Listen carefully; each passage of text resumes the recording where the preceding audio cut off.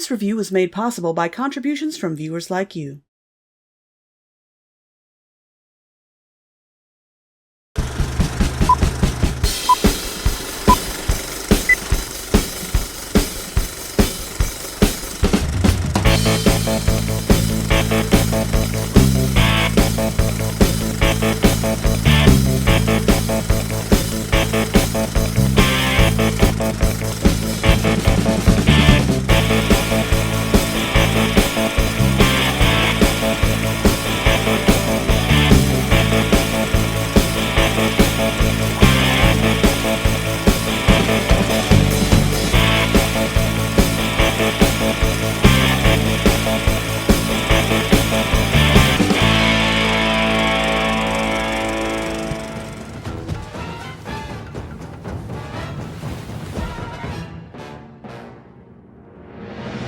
Hey, before we get this party started, are you subscribed to Bob Show's channel? Click the subscribe button and turn on notifications so that you always know when there's a new video or live stream. And don't forget to check out the question of the review. Your answer to it just might end up being read by Bob Show or me at the end of the next video. Now, on with the show. Thank you, baby. There have been many projects that have been touched by Jim Henson's creativity, even years after his passing. But today, we're going to look at the last project that he himself was personally involved with. Dinosaurs. Like with my review for The Storyteller, we're going to be briefly talking about each episode one by one, but only for the first season, because reviewing all 65 episodes of its 4-season run would take forever. The first episode, right in the feels! I know that Jim Henson's creations are no strangers to making us cry, but come on! The first second into this thing? That's what you get for trashing The Storyteller. That's fair. After the opening theme, which mixes the familiar tunes of prehistoric monsters crashing through the jungle and every sitcom ever made,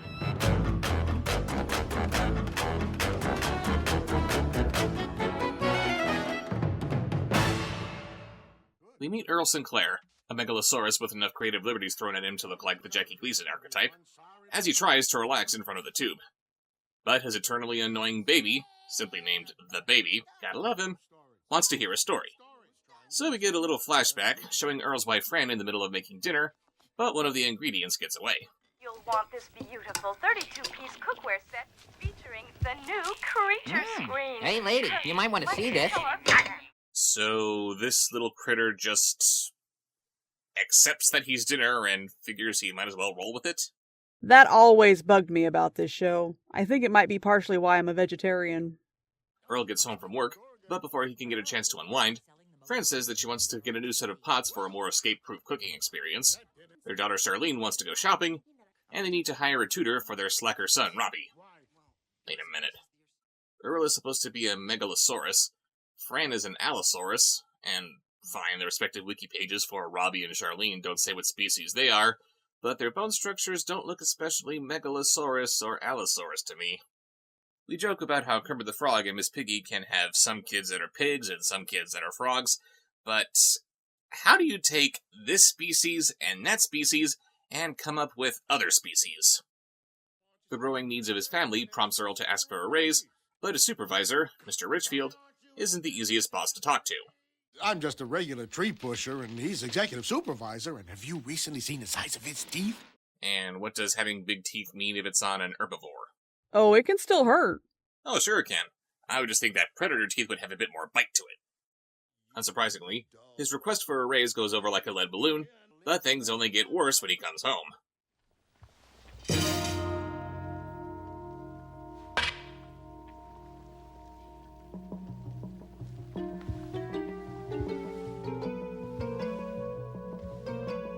That better be breakfast. Well, they did establish earlier that raising your kids as opposed to eating them is something of a new idea, so maybe? No, I love the baby. If they're going to eat one of them, let them eat Charlene. I'm suddenly remembering how much I hated her. Charlene does have a bit more meat on her, doesn't she? Earl starts freaking out about this new development, and I can't say that I blame him. Whatever's in there already has an acute awareness well beyond its years. I'm scared too. Sweetheart, what do you think about doing the walls of the baby's room in a cute little dancing caveman motif? I'm 43 years old. I haven't even been to Europe. Well, yeah. Europe still won't be a continent for millions of years. Then again, this entire show was a never-ending stream of anachronisms. I guess I gotta let things like this slide, huh? I'm gonna bite you now. Oh my god, my family used to say that all the time! I forgot this is where it came from. Here's something scary. This giant egg just kind of sneaks up on Fran as it gestates completely under the radar. Then it hatches a day later, and the baby can immediately talk. I know, this is all supposed to be a satire, and I'm not supposed to take this seriously.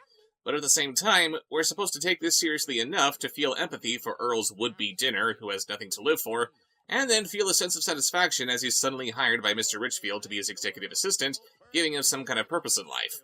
You'll have to excuse me for being horrified by how quickly this baby's developing. Oh, hi! How you doing? Oh god, he's not a baby, he's a ventriloquist dummy! He is adorable, you shut your face. Hi, I'm the baby, brand new, just out. Gotta love me, come on, gotta love me.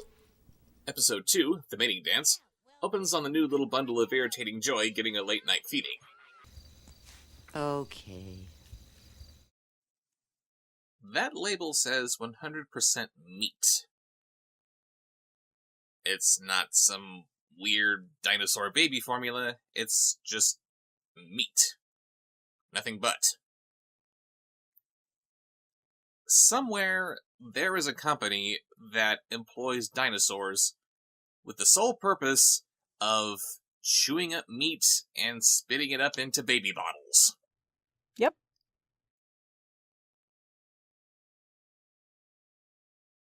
Alright, so long as we're on the same page here. She finally gets him to sleep at the crack of dawn, but nobody cares. Hey, Mom, did you make breakfast? Because I know you're always saying that breakfast is the most important meal of the day. And I understand that from a nutrition point of view. And I know how you're always saying that I'm still growing into my body and that if I don't have breakfast, I'll just end up looking like a little stunted anthropod. And I appreciate that, Mom, and everything. I really do. Except today. I don't have time for breakfast. I got early practice for the big game against Mesopotamia. Cereal? Come on, cereal? I want something hot. I want 2 waffles with an animal in the middle. Can you whip that up, huh?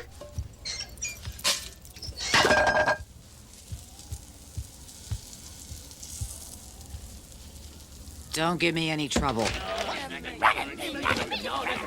Oh my god, the food has more respect for her than her kids do. Earl shows her similar disrespect, but she is having none of it. You stop talking, you're talking too loud. You wake that baby, I'll bite your head off. Well, nobody wants that. All I do is cook and clean and clean and cook. That's all I ever do. These are the tools of my trade. Okay? Protest your constant use of the mop all you want, just put the knife down. Luckily, he's saved by his best friend and fellow tree pusher Roy, with whom he mulls over his situation. Well, we are in uncharted territory now, Pally boy. This new thing with dinosaurs getting married and settling down has thrown all the conventional wisdom right out the window. All right. What about this? Friends like broken, right? I got a broken wife. So what do you do if your car is broken? You kick it and you leave it by the side of the road. Yeah, but what if you're kind of used to your car? Aw, such a charming sentiment. I'm used to you, Raven. I'm used to you too. He decides to take over Fran's housewifely duties for the weekend so she can have a break, but she comes back early since dealing with the kids wasn't her problem. Earl deduces that he's the issue, and Roy suggests that he give her a little of the old mating dance.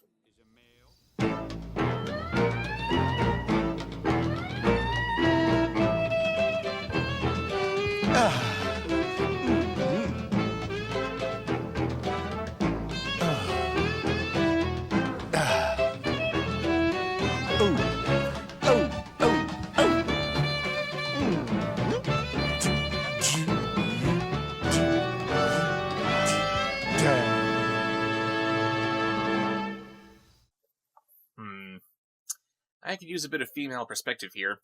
Is this doing anything for you, baby? It's making me laugh. And I would certainly appreciate the effort. Oh yeah, points for trying. After Earl uses the same moves to put the baby to sleep, Fran thanks him for helping her out. It's a real sweet moment, and she's able to appreciate the gesture now instead of before since she doesn't have to worry about the house catching fire. That's always a plus. In episode 3, we get a little prologue taking place a million years ago, where an old man decides on his 72nd birthday that he no longer wants to be a burden on his tribe, and he demands that he be thrown into a tar pit.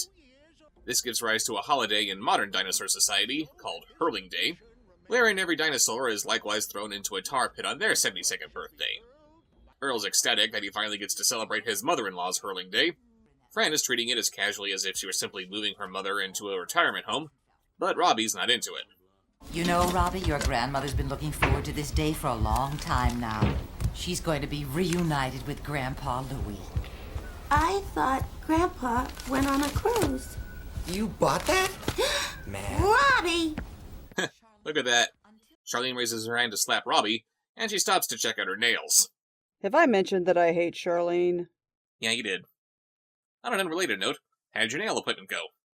Oh, I wanted rainbow nails for Pride Month, but I also wanted my zebra stripes, and I couldn't decide which way to go, so I decided to get both of them. Look what she did, and she... Hey! Everyone at work is happy for Earl, including Mr. Richfield, believe it or not. It's been almost 30 years since I tossed Mother Wilkerson into the goo. That look on her face as she spiraled out of sight. My, it's sad how the memories fade. Good thing I got it on VHS. Too bad no one remembers what that is anymore. That joke aged well, didn't it? They have a big farewell party for Grandma, and at first she's totally fine with being hurled off this mortal coil. But after Robbie makes his case that killing off the elderly for the tribe's survival isn't necessary anymore, she has a change of heart. At my age, what do I have to live for? Friend, I am not letting your mother move into my house and spend the rest of her days making my life miserable. Take me home, dear. Aww, that's sweet and horrible. The 4th episode begins with Fran having come back from a routine trip to the store, where apparently she met this other male dinosaur named Gary who helped carry her groceries to her car. And I guess he must have invented time travel because Earl shows up with a letter from Gary's legal team saying that he is challenging Earl to a fight to the death and claiming Fran for his mate. How is that even possible? They met only half an hour ago? How does Gary consult his lawyers, have them write a letter on his behalf, and have it mailed to the Sinclairs within minutes of meeting Fran? Earl's panicking over this, while Fran is very nonchalant about this development. Apparently they still live by this code of the wilderness, despite how they're living in a modernized society. I don't know, it's all really weird. She doesn't even object to her lack of having any say in the matter, not so much as batting an eye as Gary sends over some of his laundry so she can get a head start on washing it. How does Earl stack up to this guy? Wow, this is a suck. Oh no, I'm getting Alpha and Omega flashbacks here. A dinosaur that size is hot and horny for a dinosaur Fran size? Oh, hi, Magpie. How's your sex life? Of course, Earl's dreading his chances of walking away from this alive, but all Fran can do is try to be supportive. Maybe you can win. Maybe a guy your size could beat a rampaging 50-foot Dilophosaurus. Wait a minute, this is a Dilophosaurus we're talking about here? They're only about as tall as a person. How did he get to be 50 feet tall? Anyway, the day of the fight comes. Earl's ready to throw himself on Gary's mercy, but Fran takes a stand and tells him off. Hi, Fran. Gosh, you look gorgeous. I can't wait to bite your husband's head off. Gary, I want you to know something right away. I love Earl. He's the only male I've ever loved, and no matter what happens here today, he's the only male I ever will love. He looks kind of short and dumpy from up here. Who do you think you are, anyway? I'm the guy who carried your groceries. Besides, I'm not even interested in you. So I want you to go away. Fran, I just thought... You thought? You thought nothing. If you thought at all, you would have realized that this is my life, my home, my family, and you have no right to take it away. Yeah. Earl, you married this? 19 years. 19 years? You must be made of steel. She's had a hard day, what with being widowed and all. Listen, Fran, Earl, I just had a thought. Maybe I'm not ready to settle down. What? Huh? Jeez, somehow this modern society that mirrors our own evolved in such a way that women standing up for themselves is just... unheard of. Fran says that she loves her husband, and Gary has no right to just up and take her and her family as his own. And what's his response? Oh, what a bitch! Earl, you were so brave. Yeah. What moment exactly? You were willing to open that door and face him. Yeah, I did do that, didn't I? I opened it right up and I faced him. At least a part of him you could see. Did you notice his ankle was trembling? No, I didn't, but I'd be happy to say so in front of the neighbors. No, thanks, Franny. You're worth fighting for. Come on, that didn't warrant a baby, you're the greatest? Hey. The final episode of the season tells us about a monthly ritual called the Howling, where every male who comes of age howls at the moon, but like with Hurling Day, Robbie doesn't get it. What does this have to do with my life? Well, it says right here. Only by the howling do we defeat the dark spirit which would turn dinosaur against dinosaur and bring an end to our days on Earth. Look at the calendar back there. The days are backwards. They briefly mentioned in the first episode that the year is 60,000,003, and that the next year is going to be 60,000,002. If this is the year 60,000,003, why is next year 60,000,002? Why are we counting backwards? What are we waiting for? And not only is the year counting down to 1 AD, but the days of the months are reversed too. Cute. Earl tells Robbie to stop asking questions and practice his howling, and boy does he need the practice.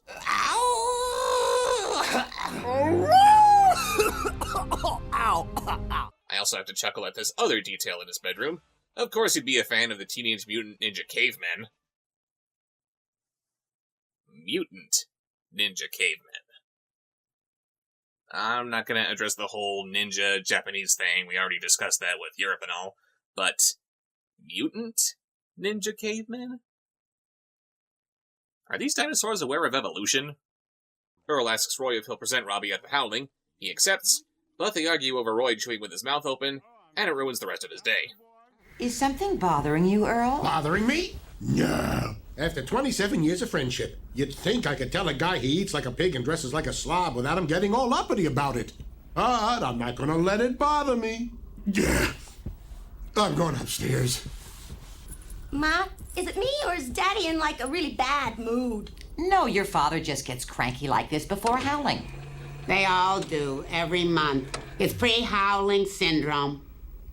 PHS. I'm so glad I'm a girl. La la. No comment. Smart move. So they all gather for Robbie's first howling, and Earl is unimpressed with Roy's gift of a pen and pencil set. I guess the first howling is like Dinosaur Hanukkah. Robbie says they can't go through with the howling because he doesn't believe in it, which makes everyone think that the world's gonna end. To their surprise, not howling at the moon did not bring the end of the world. Look at that. The sun came up. It's another day. Well, of course. After all, Tomorrow is another day. Unfortunately, since the world is still spinning, Earl and Roy continue their little tiff unabated. Robbie suddenly understands what the howling's about, and he arranges an impromptu meeting for Earl and Roy. He tricks them into howling and releasing all their aggressions, so they're best friends again. Oh, Robbie. Yeah, Dad? You did a good thing here. Thanks, Dad. You know, sometimes it's not important to understand why you do something. I howl because I believe in it.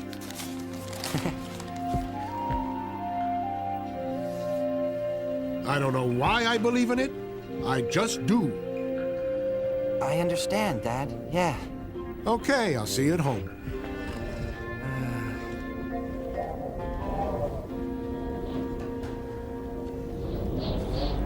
Only by howling do we defeat the dark spirit, which would turn dinosaur against dinosaur and bring an end to our days on Earth.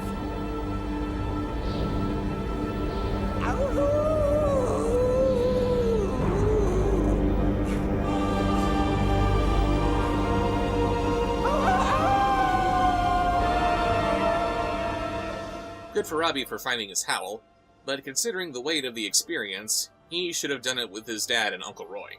This is like giving yourself your own bar mitzvah. I don't know. I like it this way better. It's much more personal to him. Earl said he didn't know why he believed, but he just believed in howling. This way, Robbie found a reason to believe in it for himself. And it's little things like that that make this show a lot better than I remember. It goes without saying that the puppetry on display is fantastic, and the writing provides some really clever satire to what could easily be written off as nothing but an elaborate Flintstones knockoff. Sure, you get plenty of jokes about how they're dinosaurs in a modern, human-like setting, But it's also interesting seeing their unique customs and traditions that paint a picture of the world in which they live, and it makes us laugh at and ponder over what we do. Not a whole lot of sitcoms can make you think like that. Earlier in the review, you asked if the dinosaurs were aware of evolution. Well, if you think about it, this series is all about evolution. Dinosaurs have moved into houses, they're raising families, they've got TV shows and jobs and supermarkets. You also have the evolution of the Sinclairs themselves. Earl works on becoming a better husband and father. They question and ultimately reject traditions like hurling day and challenges for mates. But they also show that evolution doesn't mean forgetting about where you come from. Does Robbie have to howl just because all male dinosaurs before him have howled? No. He figures out that howling holds value and personal meaning for him, so he privately continues the tradition on his own terms. Not a bad message coming from a silly sitcom with people in dinosaur costumes. I suggest that you rediscover it for yourselves, and be sure to tune in next time for the final exploration into the Hensonverse. This is going to be one you don't want to miss. Indeed. See you later. Jim is so wise and witty because he likes my jokes. Wrong, Jim is the hippest dude that I know. No. Now listen, Ugg. I'm expecting an important package this afternoon. So whatever you do, don't open it. I won't, Woodrow. Hilarious hijinks with that talking caveman this afternoon on Mr. Ugg. I'm Mr. Ugg. Today at 4. There, you see? That is what every single Buddies movie looks like to me. Why am I the only one seeing this?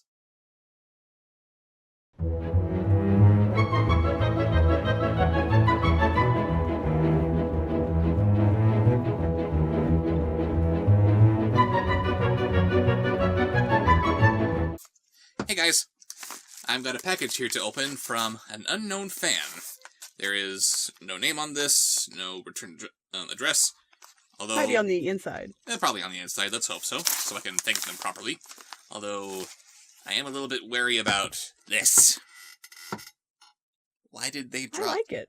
I like it too, it's nicely done, but why did they draw the Ghostbusters logo on it? Is there Where's it postmarked? Is there a postmark? Postmark. I'm not seeing a postmark. Okay. But let's take a peek inside and see what we can find.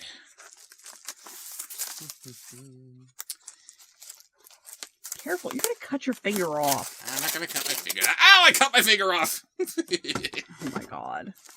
I love you. Mm-hmm.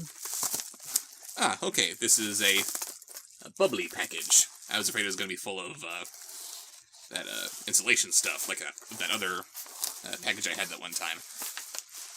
And inside is something which is kind of heavy and feels a little awkward. What is this? What do we got? Easy. I see a ghost. Looking for a letter. There is no letter, just envelope. You see a ghost? Ah, there's a ghost inside! It's haunted!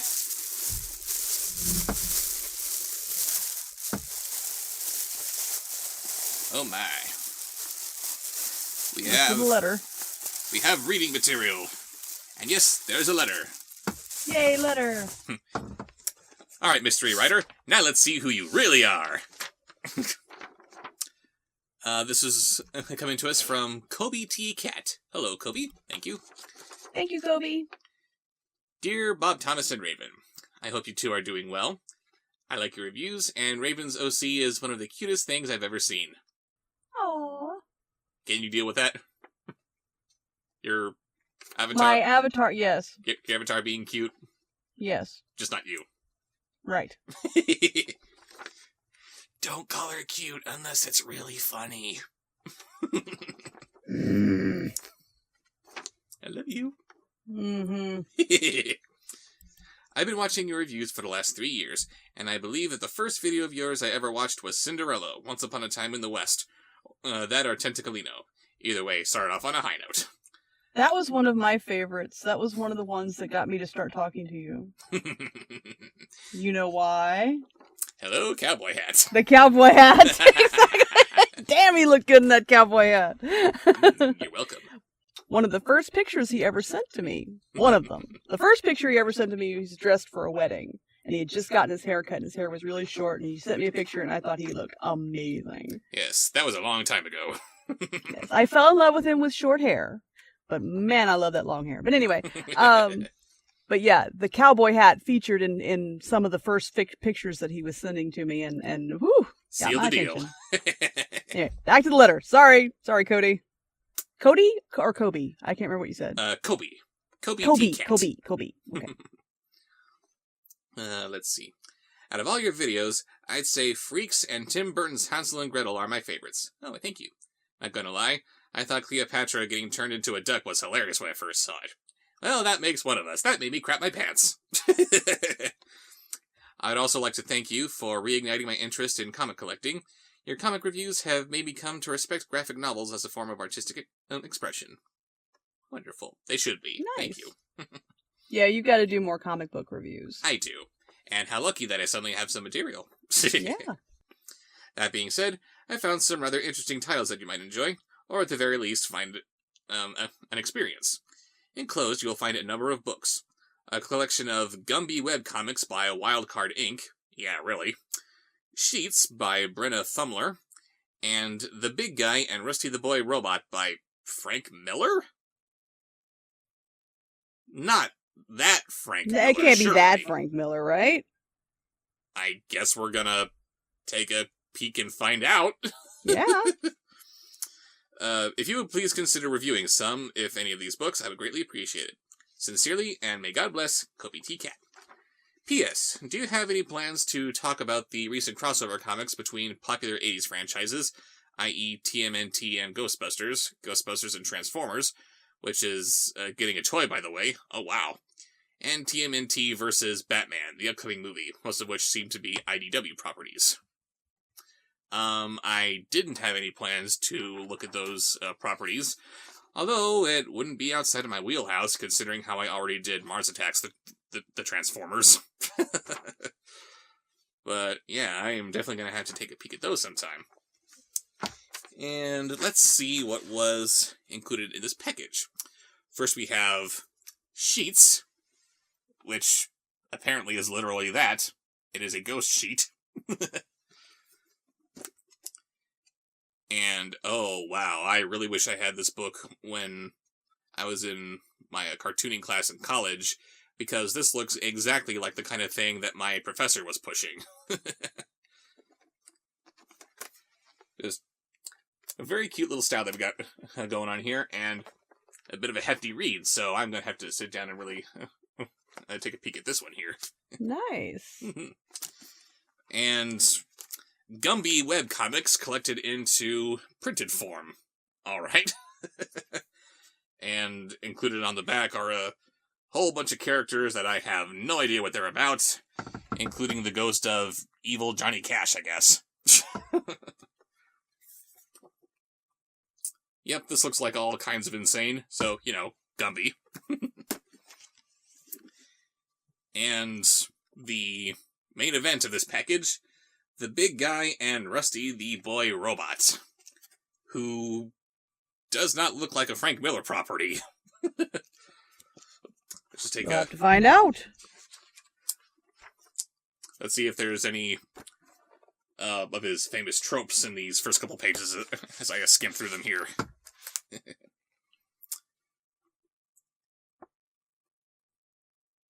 Okay, well, first of all, we're not having anyone shouting goddamn all the time, so that's great. Although, I'm ashamed that I didn't pick up on this earlier. I'm inclined to think that this just might be that Frank Miller, since it is following the trend as established by Holy Terror, and it's printing in in a comic book format unbefitting to most other comic books. I've got to go into a little Linkara rant here. How is this supposed to fit on my shelf? That's a rant? A nice big book like that? Yes, because he's got he spent like an entire page of his review for Holy Terror just talking about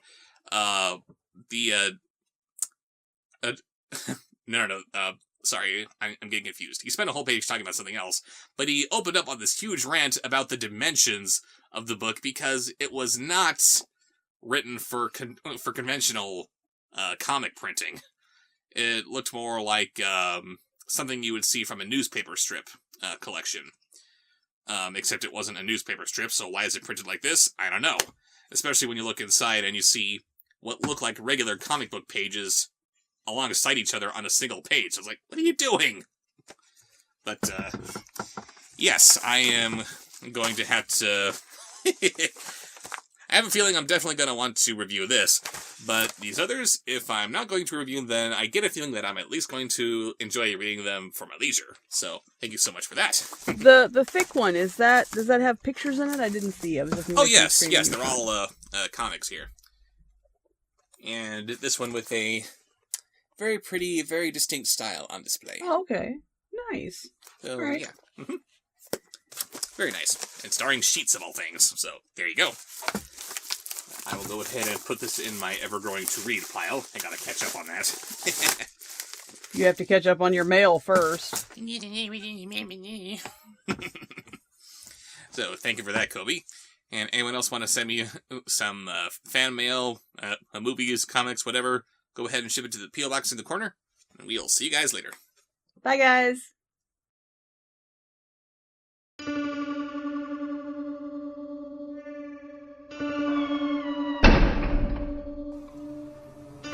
Subscribe, like, follow.